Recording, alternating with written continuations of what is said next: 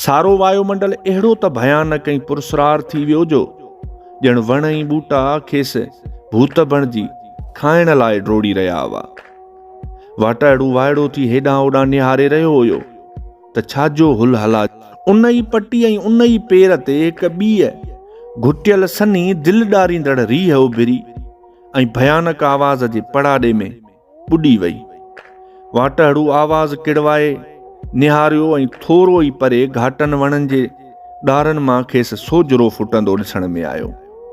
हिकदमि ढॻे तां लही टलो खोले बुचकी में विधाई ऐं तकिड़ो तकिड़ो ढॻे खे वाघ खां गेलींदो घस छॾे हेठि ऊंदाहे झंग में घिड़ी पियो ऐं घाटी वणकार जी ओट वठंदो लिकंदो छुपंदो उन ई सुहाए ॾांहुं वधण लॻो जितां भयानक आवाज़नि जो पड़ाॾो अची रहियो हुयो।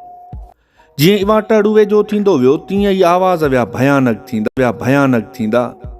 जां खणी ॾिसे त कारनि उघाड़नि शोधरनि जो हिकु टोलो आहे जो मच ॿारे उन जे चौधारी फिरी रहियो आहे ऐं मच जी भरिसां हिकु नंढी नेटी शोधरम व्यम जे पीड़ा खां रड़ी रही आहे।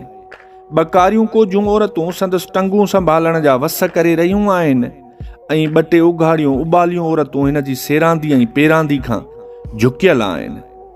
जीअं जीअं ई उहा मोगाई मद घुट जो रड़ियूं करे थी तीअं तीअं ई उहे नंगा साथी हंबोछूं हणी अजीब अजीब आलापन सां गिदड़नि वांगुरु ऊनायूं ॾेई नए साथी जी ख़ुशी में ओर घोर पिया वञनि। ओचितो ई ओचितो मोगाई मद जी पीड़ा वधी वई ऐं हांबारो हणंदे वठी ज़ोर सां कीक कयाईं त संदसि कारो नंगो उभरियल धड़ ॼण धुॿी पियो हुजे। सॼो बुत पाणी में तड़पंदड़ ॿिलहण वांगुरु हेठि मथे थी रहियो हुयो।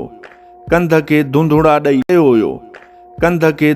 ॾेई वठी अहिड़ी त छिन पट कयाईं जो भांइ त साहु थो वञेसि।